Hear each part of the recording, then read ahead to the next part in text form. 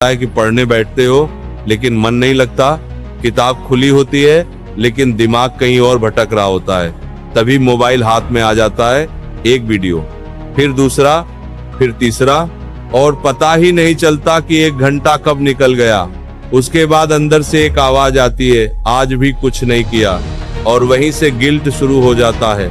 जरा रुककर सोचो, अगर आलस्य सच में कमजोरी नहीं बल्कि दिमाग की एक चाल हो तो, अगर तुम्हारा मन तुम्हें आराम के नाम पर धीरे धीरे तुम्हारे सपनों से दूर ले जा रहा हो तो, सबसे खतरनाक बात यह है कि आलस्य अचानक नहीं हराता, वह धीरे धीरे आदत बन जाता है, और जब तक हमें समझ आता है तब तक आत्मविश्वास कम हो चुका होता है। आज मैं तुम्हें मोटिवेशन नहीं देने वाला, क्योंकि मोटिवेशन कुछ दिनों के लिए आता है और फिर खत्म हो जाता है। आज हम समझेंगे कि आलस्य आखिर है क्या, मन इसे क्यों चुनता है, और वह 3 चरण वाला फॉर्मूला क्या है जो आलस्य को जड़ से खत्म कर सकता है। ज्यादातर लोग सोचते हैं कि आलस्य शरीर की कमजोरी है, लेकिन सच्चाई यह है कि आलस्य शरीर में नहीं, मन में पैदा होता है।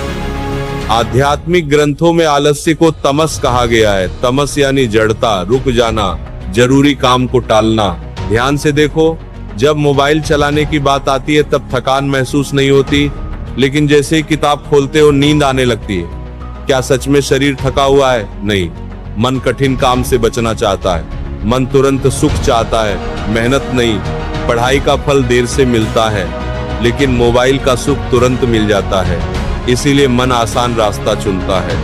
यही आलस्य है, वह आदत जिसमें मन कर्म से भागता है, और जब मन बार बार भागता है तो धीरे धीरे आत्मविश्वास भी कम होने लगता है। पहले काम टलता है, फिर भरोसा, और एक समय ऐसा आता है जब इंसान सोचने लगता है कि शायद वो कर ही नहीं सकता, जबकि सच्चाई ये होती है कि वो कमजोर नहीं था, वो सिर्फ शुरुआत नहीं कर पाया। महाराज जी एक बात समझाते हैं, मन को समझाने से नहीं, चलाने से काबू किया जाता है। मन हमेशा आसान रास्ता चुनेगा क्योंकि उसका स्वभाव आराम है, लेकिन जीवन आगे बढ़ता है कर्म से। एक गहरी बात समझो, आलस्य तब बढ़ता है जब हम सोचते ज्यादा हैं और करते कम हैं। अभी मूड नहीं है, थोड़ी देर बाद पढ़ूंगा, कल से शुरू करूंगा, ये सब मन के बहाने हैं। मन बहुत चतुर होता है, वह तुम्हें गलत महसूस नहीं होने देता। वह कहता है आज आराम कर लो, कल से मेहनत करेंगे, लेकिन वह कल कभी नहीं आता।